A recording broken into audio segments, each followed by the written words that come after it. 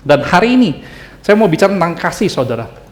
Mengapa? Karena kasih adalah apa yang paling dirindukan dan dibutuhkan oleh semua orang, namun sekaligus adalah sesuatu yang paling sulit untuk diberikan. Kasih adalah apa yang paling dirindukan dan dibutuhkan oleh semua orang, namun sekaligus adalah sesuatu yang paling sulit diberikan. Sementara semua orang pengen diberi kasih, pengen dikasihi, semua orang senang ketika diberikan perhatian, kepedulian, dan penerimaan, namun waktu untuk memberi kasih nggak selalu mudah. Bahkan seringkali sulit atau berat. Mengapa sulit? Karena sejujurnya saudara, mengasihi itu berarti harus tidak egois. Sementara natur kita adalah egois. Natur berdosa kita adalah egois. Kita perlu melawan itu bersama dengan Tuhan. Maka sulit untuk mengasihi, saudara, karena seringkali itu harus melawan trauma pribadi kita. Karena waktu kita mengasihi, kita pernah mengalami kehilangan. Karena kita takut untuk mengasihi lagi. Atau kita pernah mengasihi, lalu ditolak, atau bahkan dikhianati oleh orang lain. Atau sulit untuk kita mengasihi, karena seringkali mengasihi itu berarti mengampuni, dan bagi sebagian orang, mengampuni bukan sesuatu yang gampang untuk dilakukan. Betul? Minimal ada orang ngomong sama saya begini, harus mengampuni aku. Oke, tapi tidak bakal saya berikan dengan mudah. Ada orang yang ngomong demikian. Namun ini saudara yang perlu kita tahu mengenai kasih adalah begini, mengenai orang Kristen adalah begini. Apa menurut saudara yang seharusnya menjadi ciri khas dari orang Kristen? Dengan apa orang Kristen seharusnya dikenal?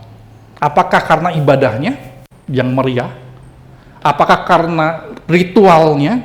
Atau karena gedung gerejanya? Dengan apa seharusnya orang Kristen dikenal? Itu yang penting.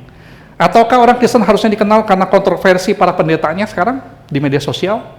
Atau karena perpecahannya orang Kristen harusnya dikenal? Apa yang harusnya menjadi ciri khas dari orang Kristen? Dengan apa seharusnya orang Kristen dikenal?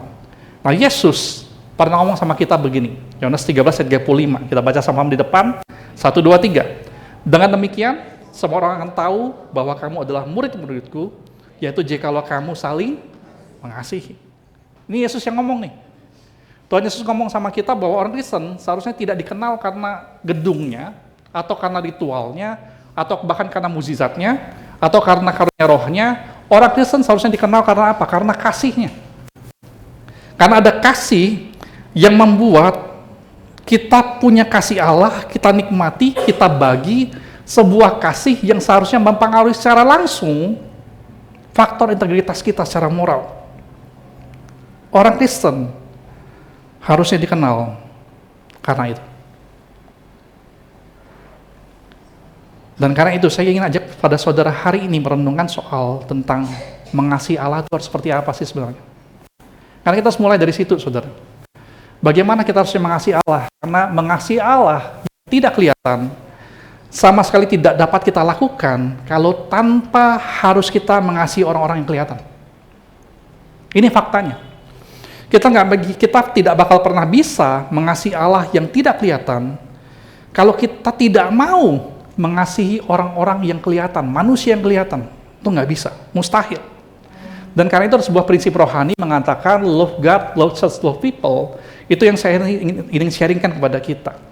Dan karena itu saya ingin ajak saudara baca di Galatia pasal 6 ayat 9 sampai 10. Mari kita buka di Galatia pasal 6 ayat 9 sampai 10. Buka di handphonenya masing-masing. Galatia pasal 6 ayat 9 sampai 10. Dan saya dorong saudara sekali lagi punya kebiasaan setiap hari Minggu, nanti malam sebelum saudara tidur, buka lagi ini supaya nggak lupa. Oke, Galatia 6 ayat 9 sampai 10. Yang sudah ketemu katakan amin. Galatia 6 ayat 9 sampai 10 kita baca sama-sama 1, 2, 3. Janganlah kita jemu-jemu berbuat baik, karena apabila sudah datang waktunya kita akan menuai jika kita tidak menjadi lemah. Karena itu setelah masih ada kesempatan bagi kita, marilah kita berbuat baik kepada semua orang, tetapi terutama kepada kawan-kawan kita seiman. Firman Tuhan ngomong begini loh, janganlah jemu-jemu, jangan capek, jangan nyerah berbuat baik, karena apabila datang waktunya sudah sudah mateng tuh, kita bakal menuai kalau kita nggak jadi lemah. Dan selama masih ada kesempatan bagi kita, selama kita masih punya umur panjang, punya kesehatan, punya kemampuan, marilah kita berbuat baik kepada semua orang, dikatakannya. Tetapi terutama kepada kawan-kawan kita seiman. Firman Tuhan ini bicara soal berbuat baik. Berbuat baik seperti apa yang harusnya kita lakukan. Dan dikatakan mengapa terutama atau lebih dahulu kepada kawan-kawan kita seiman. Apa yang dimaksud dengan berbuat baik? Berbuat baik di ayat ini, dalam bahasa aslinya, itu bicara bukan cuma baik secara moral. Bukan. Dalam ayat ini, berbuat baik, kata baik itu bicara soal membangun sesuatu yang indah. Itu bicara soal kebenaran, benar. Bukan cuma baik, tapi harus membangun sesuatu yang indah, sesuatu yang bagus, dan bicara soal harus benar. Karena di zaman sekarang, saudara, baik belum tentu benar. Betul nggak? Ngomong dulu kanan kiri, baik belum tentu benar. Saudara setuju nggak? Baik belum tentu benar. Saya kasih saudara beberapa contoh. Seorang pelajar lagi ujian, kasih contekan kepada temannya. Baik nggak? Baik. Yang pernah dikasih contekan pasti bilangnya, baik. Aku udah belajar semalam. Oh itu baik nih teman aku. Tapi benar nggak? Benar nggak? Ya belum tentu benar. Betul nggak? Kalau kita punya teman kantor, misalnya kita kerja di kantor, lalu kita tahu teman kantor kita ini korupsi, diam-diam, nggak ketahuan. Kita sudah tahu. Tapi kita mikirin dia teman, kasihan punya anak, punya istri. Kalau kita laporin, dia bakal dipecat lalu nggak punya gaji lagi. Lalu kita tutup-tutupi dia, bantu dia tutup-tutupi. Baik nggak kita? Baik nggak? Baik mungkin untuk dia, tapi belum tentu benar. Betul? Contohnya lagi, kita kasih uang kepada pengemis, baik nggak saudara? Baik nggak? Baik, tapi belum tentu benar. Apalagi saya tahu ada berapa itu di Palembang lah yang saya tahu, itu dapat uang dari hasil ngemis, dibelikannya buat apa? Bukan buat makan. Dibelikannya buat apa? Dibelikannya buat narkoba, atau kalau tidak, minuman keras. Bagi dia mungkin dia baik, baik, oh terima kasih dapat duit, dikasih duit, oh baik, oh terima kasih. Tapi sesudah itu dia ngerasa, oh baiknya, bohong ini, aku baca beli narkoba lagi, nah balikin. Belum tentu benar, betul? Ini yang mungkin paling kontroversial. Membalas orang yang menjahati kita. Baik nggak saudara? Kalau saudara dijahatin orang, lalu kita balas, baik nggak? Baik? Baik. Mungkin karena kita mikir supaya dia jerah, supaya dia belajar, supaya dia bertobat. Baik mungkin bagi kita, supaya kita ngerasa kita lega, kita puas, wih wong jahat itu, wih bener-benernya. Kalau pacar di film-film, ketabrak mobil, kena seret, terpelanting jauh, lalu jangan mati dulu, menderita dulu 2 tahun, gitu. Kita mungkin ngerasa itu baik, tapi sekali lagi belum tentu benar. Mengapa? Karena ini faktunya saudara, melakukan sesuatu yang baik itu mudah, dan melakukan sesuatu yang benar itu lebih sulit. Apalagi kalau kita bicara soal berkaitan dengan soal kasih. Kasih Allah yang kita punya, yang kita bagikan, harusnya membuat kita berpikir tentang apa yang saya bisa beri kepada seseorang itu, apa yang baik sekaligus benar, bukan cuman baik. Betul? Kalau kita sungguh mengasihi seseorang, kita bakal berpikir tentang apa yang bukan cuman baik bagi orang tersebut, tetapi juga harus benar bagi orang tersebut. Sebagai contoh, kalau kita punya anak kita setiap hari minta permen, sehari 5 kali, 7 kali. Kalau mau jadi orang tua yang baik, ya sekedar langsung kasih. Pagi rasa coklat, siang rasa stroberi, malam rasa nonano, sebelum tidur dikasih lagi permen. Kesannya kita jadi orang tua yang baik. Tapi sesungguhnya kita tahu kita nggak benar. Betul? Dan itu yang Tuhan mau. Dan memang faktanya, hanya seseorang yang benar-benar punya kasih Tuhan yang mampu melakukan apa yang baik dan juga benar. Karena kemampuan itu hanya kita bisa dapatkan kalau kita mengandalkan kasih-Nya Tuhan, bukannya kasih-Nya kita. Karena kalau tergantung kita, ya lebih enak balas orang. Betul? Kalau bagi kita, lebih enak, kita bakal selalu punya alasan. Baik kok untuk itu.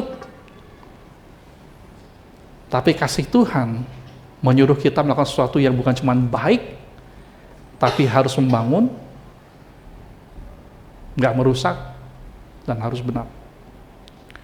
Yang berikutnya adalah dikatakan mengapa firman Tuhan mengatakan berbuat baiklah kepada semua orang, tetapi terutama. Kata terutama ini artinya adalah bicara soal secara khusus, porsinya lebih besar, diutamakan kepada keluarga seiman. Mengapa? Karena ini faktanya saudara, firman Tuhan ngomong bahwa kalau kita mengasihi Tuhan, kita harus belajar mengasihi gereja Tuhan. Ngomong dulu, sebelah kiri saudara, sebelah kanan saudara katakan kasihi gerejamu.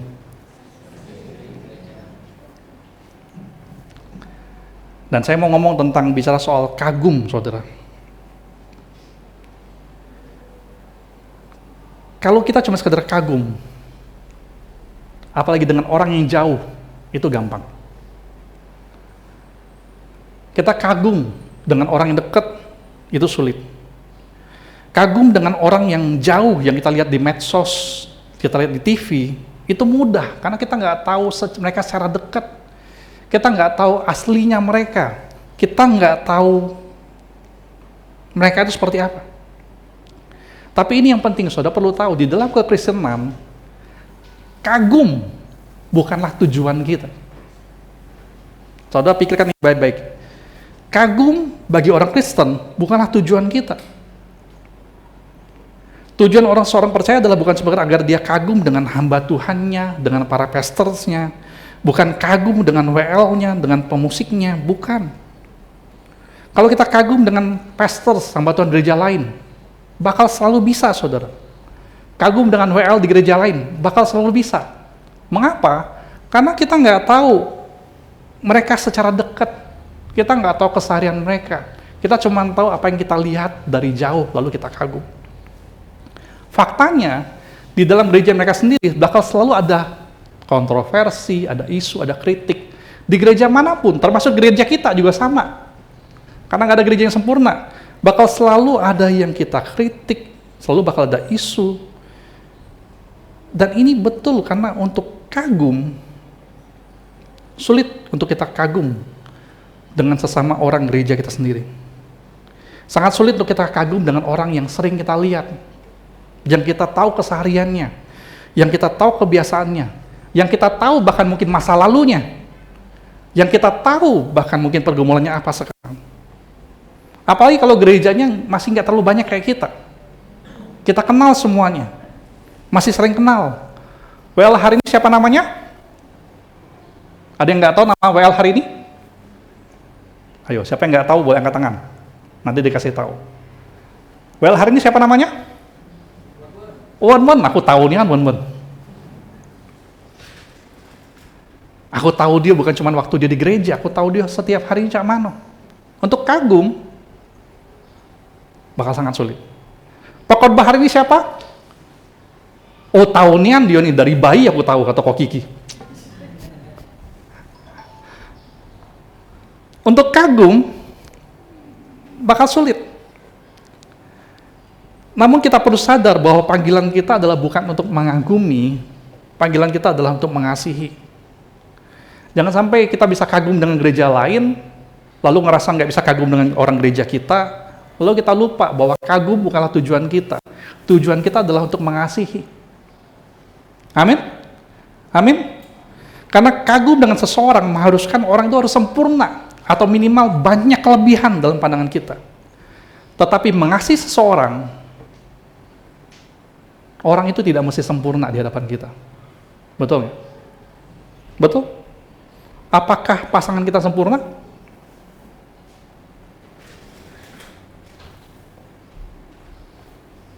Istriku? Suamimu sempurna? Enggak, pasti enggak. Tapi sayang enggak? Sayang enggak? Deg-degan dong dijawabnya. Sayang enggak? Sayang. Kalau kagum, harus kelihatan perfect, banyak kelebihan. Tapi kalau sayang, apakah anak kita sempurna? Betul. Tapi mengapa kita sayang? Karena pilihan kita berkomitmen untuk memilih mengasihi seseorang. Sesungguhnya jawabannya itu adalah itu. Begitu komitmen itu kita buang, kita nggak bakal sayang lagi. Betul? Betul?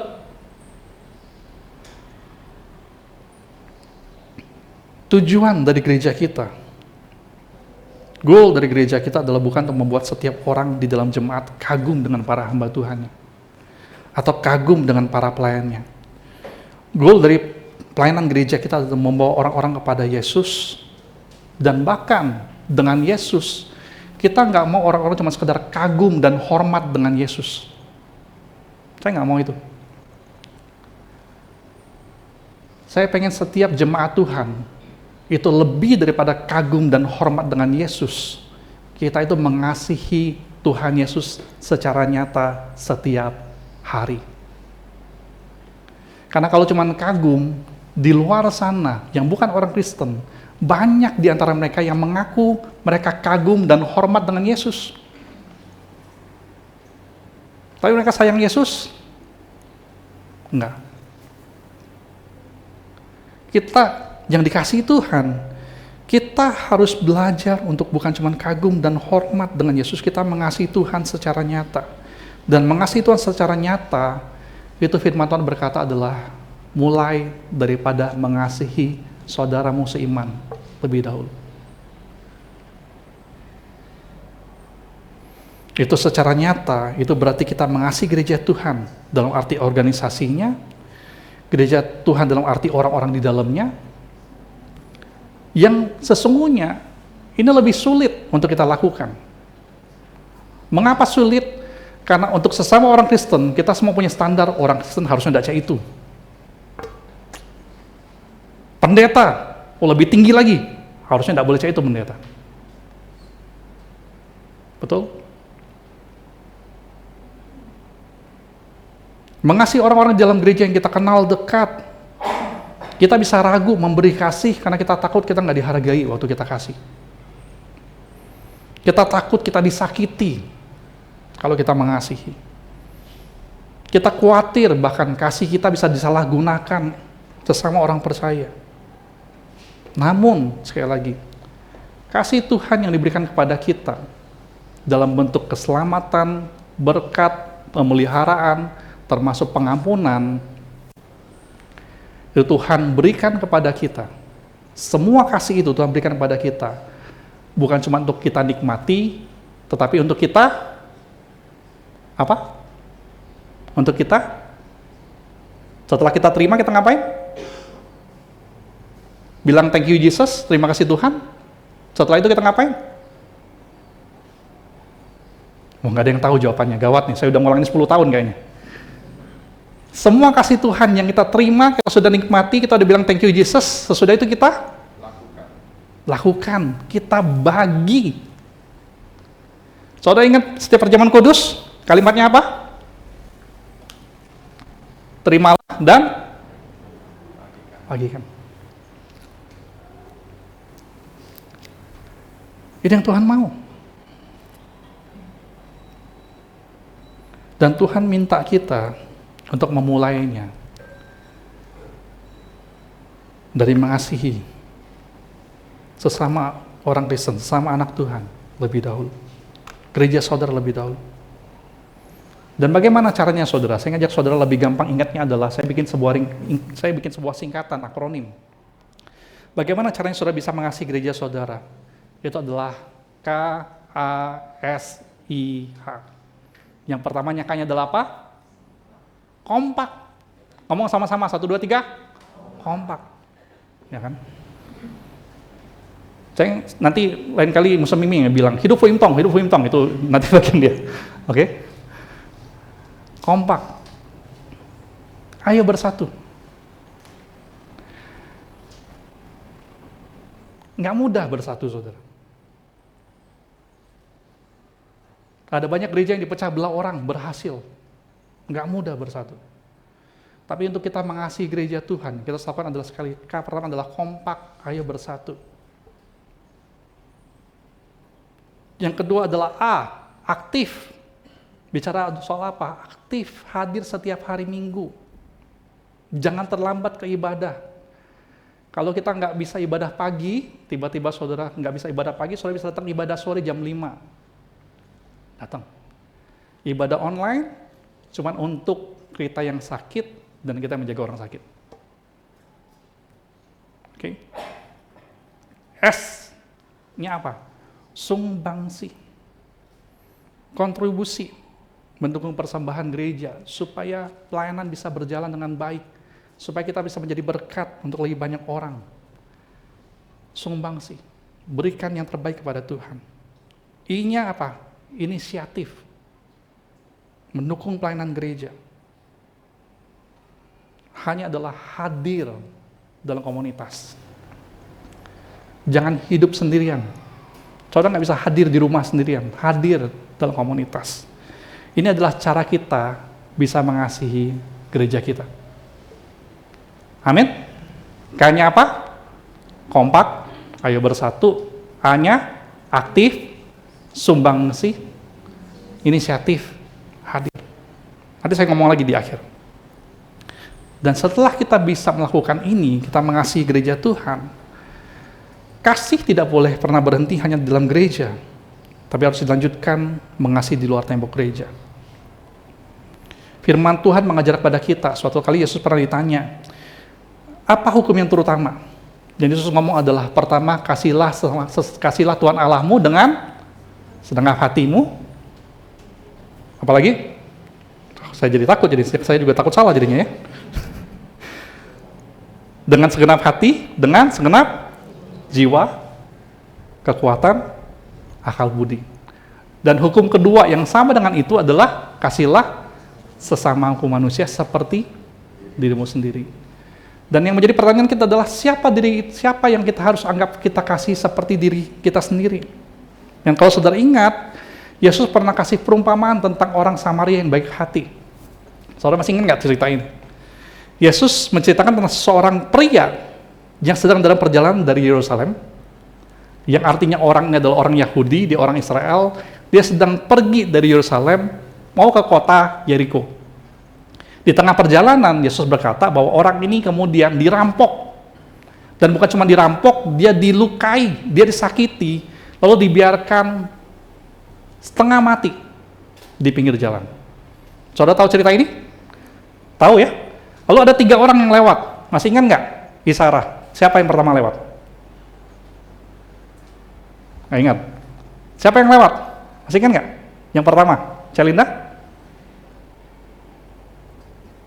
Siapa yang pertama lewat? Siapa yang ingat? Kalau Adam ingat? Siapa yang pertama lewat? Ada 3 orang yang lewat. Yang pertama siapa? Yang pertama adalah imam, atau zaman sekarang adalah pendeta. Yesus ngomong ada imam yang lewat, lalu apa yang imam ini lakukan? Dia lihat, lalu dia lewat, dia tinggalin. Imam itu adalah seperti pendeta zaman sekarang. Yang kedua lewat siapa? Bon-bon ingat dapat? Nggak ingat? Wah, gawat sekalian ya. Saya mulai khawatir sekolah minggu kita ini, nanti saya harus audit lagi benar-benar semuanya nih. Siapa yang lewat yang kedua? Yau-yau? Salah. Orang Samaria yang ketiga. Oh, Kiki udah benar, yang ketiga. Yang pertama adalah imam, yang ketiga adalah orang Samaria, orang asing, yang dia nggak kenal. Yang kedua siapa? Orang Lewi. Yang kedua. Orang Lewi ini siapa? Kalau imam adalah pendeta, Tadi pendeta lewat, lalu ditinggal begitu saja. Yang kedua adalah orang Lewi. Lewi ini siapa zaman sekarang? Adalah semua aktivis pelayan di gereja. WL, singer, pemusik, penyambut, yang jago soundman, jago komputer, guru sekolah minggu, asisten. Itu orang Lewi pada konteks zaman sekarang. Lewat juga, lihat juga, lalu tinggalin juga, nggak lakukan apapun. Padahal imam dan Lewi, mereka jelas satu suku bangsa. Sesamaku, harusnya iya. Mereka satu agama, satu iman. Harusnya peduli lakukan sesuatu. Tapi mereka nggak lakukan apapun. Yesus katakan ada orang ketiga yang lewat adalah orang Samaria. Yang artinya adalah orang asing. Yang nggak kenal orang ini siapa, tidak sama suku bangsanya, tidak sama agamanya. Lihat, lalu dikatakan dia bantu orang ini, dia angkat kepada kendaraannya, dia bawa kepada penginapan terdekat, dia kasih biaya berobat, dia ngomong sama penjaganya, katakan ini duit, pakai buat obati orang ini, kalau kurang kasih tahu saya lagi. Orang asing ini membantu sampai tuntas. Ilustrasi ini memberikan pada kita sendirian, jangan sampai orang-orang di dalam gereja yang harusnya peduli dengan satu sama lain, yang harusnya terkenal karena kasihnya, tapi nggak menunjukkan kasih kepada orang-orang. Ilustrasi ini juga memberikan pada kita sebuah jawaban. Kalau dikatakan siapa sesamaku manusia yang harus kita kasihi, itu bicara tentang semua orang yang membutuhkan. Apapun agamanya, apapun sukunya, apapun warna kulitnya, Tuhan bilang kita harus mengasihi mereka. Dan itu mungkin bagi sebagian kita sudah biasa. Tapi ada satu konteks lagi Tuhan bilang waktu kita berkata harus mengasihi Tuhan, mengasihi gereja, mengasihi orang-orang, ada satu konteks lagi yang saudara perlu tahu. Waktu itu Yesus mengatakan mengasihilah semua orang sesamaku manusia, Yesus juga ngomong soal orang Samaria-nya. Saudara perlu tahu dalam konteks Alkitab pada masa itu, orang Samaria sama orang Israel itu musuhan. Ini lalu dua suku yang saling menyindir, yang bilang satu sesat, yang ini juga sesat. Musuh nih dari dulu, musuh. Tapi Yesus bilang begini, kalau kamu disuruh mengasihi, jangan cuma sekedar mengasihi orang yang bagi kita asing, tapi kasihilah orang-orang yang kita asingkan, yang kita musuhi. Karena kalau cuma sekedar bikin orang kagum, untuk kita bangun image kita orang baik, zaman sekarang gampang. Tapi Tuhan ngomong adalah bahkan dengan orang yang kita anggap musuh, yang kita nggak mau dekat-dekat, kita asingkan, Tuhan bilang kita harus mengasihi dia dengan sungguh. Dan saudara perlu tahu mengapa ini jadi urutan yang terakhir, love God, love church, love people. Karena sesungguhnya kalau kita tidak melatih diri kita mengasihi sesama kita dulu, yang satu iman, bahkan mungkin satu suku, satu gereja, kita nggak mulai dari sini, kita bakal lakukan itu di luar, saudara. Antara kita cuma sekedar bangun image, atau kita melakukannya supaya kita ngerasa kita jadi orang baik. Atau kita melakukannya dengan pikiran bahwa supaya aku dapat berkat.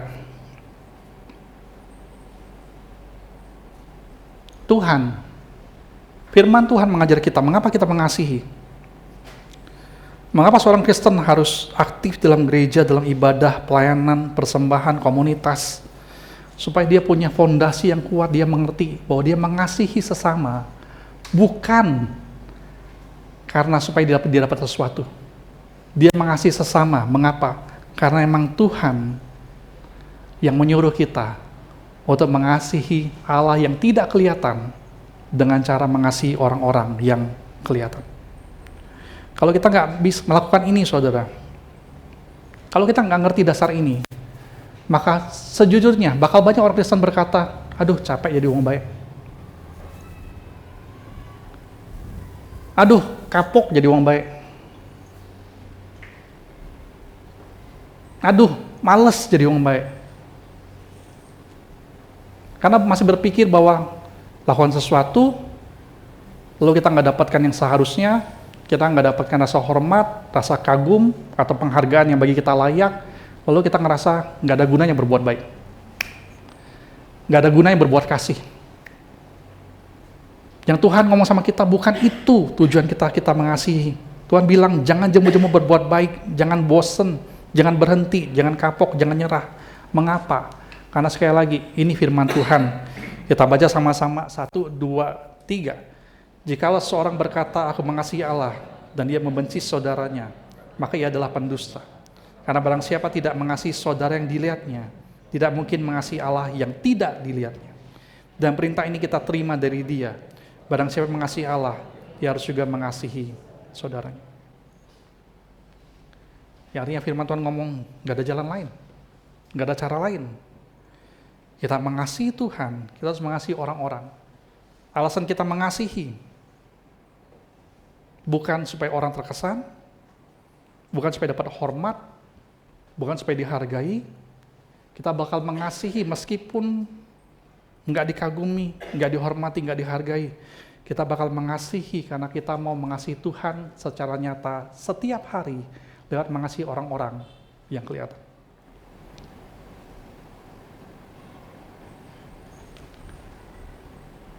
Yang terakhir, mulai dari gerejamu dulu. Mulai dari gerejamu dulu. Supaya saudara terlatih melakukannya untuk Tuhan. Dan saya ngomong sama saudara jujur, di gereja saudara sendiri, bahkan bakal terjadi. Saudara mengasihi, saudara memberi. Kalau saudara merasa nggak dihargai, nggak dikagumi, saudara bakal alami. Dan kalau sudah terlatih di sini, di luar sana, waktu saudara mengasihi, memberi, kalau saudara nggak dapat hormat, nggak dapat penghargaan, nggak dapat kagum, saudara bakal biasa saja. Karena saudara tahu, tujuan saya mengasihi bukan untuk itu. Tapi mulai dari gerejamu, ayo kita mulai dengan kompak bersatu. Biarkan kasih Tuhan yang menguasai kita, bukan rasa puas kita. Aktif, hadir setiap minggu dalam ibadah. Sumbangsif, kasih persembahan pada gereja saudara, beri secara rutin. Saudara, saya bersyukur ada jemaat-jemaat kita ini yang sudah pindah ke luar kota. Nggak tahu, ada yang pindah ke Jakarta, ke Bandung, ke Surabaya, ada yang di luar negeri. Saya bersyukur bahkan mereka dimarahin pun sama saya, masih tetap mau kasih persembahan pada kita. Transfer ke Palembang. Saya berdoa untuk semua kita, ayo kita yang di sini, yang tiap hari kita datang, nggak ikut ibadah online, kita datang nih, kita juga memberi secara rutin kepada Tuhan. Inisiatif mendukung pelayanan gereja, dengan inisiatif. Saya bersyukur saudara, di tahun lalu saya itu punya masa-masa di mana saya sibuk sekali, berangkat keluar kota berapa kali, harus rapat, sampai ada satu jemaat. Saya bersyukur sekali. Yang kontak saya ngomong begini, kalau lagi sibuk ada? Jawaban saya jujur, sibuk. Lalu dia bilang apa? Kok, aku lihat jadwal Koko ada main keyboard ya, minggu ini ya. Boleh enggak aku gantiin? Kasihan Koko tuh capek, sibuk kayaknya, aku gantiin be. Itulah inisiatif yang dibutuhkan. Itulah pelayanan yang seharusnya terjadi itu seperti itu, saudara. Amin. Saya bersyukur dalam jadwal-jadwal kita, ada orang yang bisa lihat jadwal siapa minggu ini pelayanan, lalu dia nggak bisa datang sakit. Lalu tanpa harus mencari pengganti sendiri, ada orang-orang yang berkata, aku gantiin, dia istirahat. Itulah inisiatif, saudara. Itu yang Tuhan mau. Yang terakhir, hadir dalam komunitas. Percayalah saudara, sejujurnya, apapun tren dunia pada masa sekarang,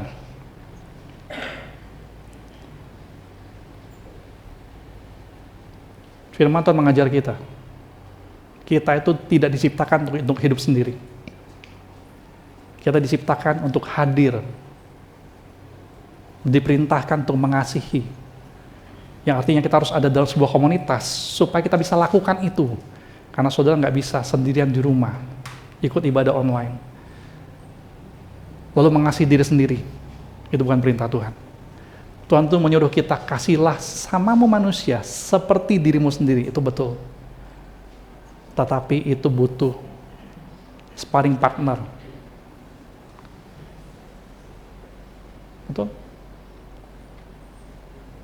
Suami istri berantem. Normal tidak, saudara? Normal, betul? Betul? Tapi apa tujuan kita berantem? Apa tujuannya berantem? Saya nggak pernah khawatir tim di sini suka berantem. Tim sekolah minggu sering berantem. Saya nggak pernah khawatir. Saudara tahu mengapa? Karena sama kayak suami istri. Kita berantem buat apa? Kita berantem supaya kita berdua jadi lebih baik. Betul? Kita berantem supaya kita saling memberi masukan, menghasilkan sesuatu yang lebih baik. Itu yang Tuhan mau kita lakukan di dalam gereja. Jadi kalau saudara dalam gereja lalu saudara berantem, sesama teman sendiri berantem, normal saja. Yang penting ingat, berantemnya bukan untuk menyakiti orang lain. Berantemnya, saudara pikir saya dengan Musa Mimi nggak pernah berantem?